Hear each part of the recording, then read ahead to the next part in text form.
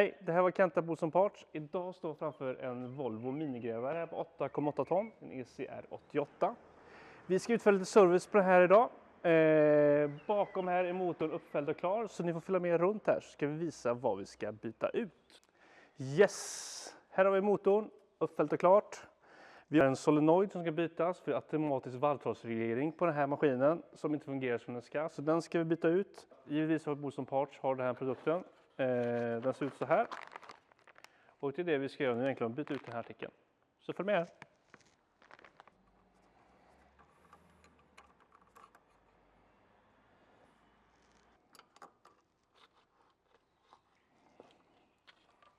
Så. Då har den här gjort sitt. Då är det dags på den här nya solenoiden. För den gamla har gjort sitt som sagt. Så det är dags att montera.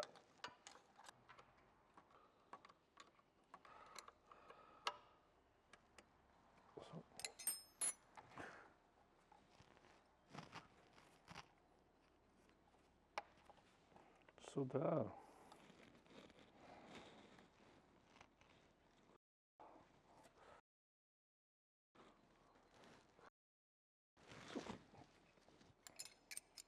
Så, då är solenoiden monterad klart. Så lycka till med ditt byte av din reservdel på din grävmaskin. Hej då!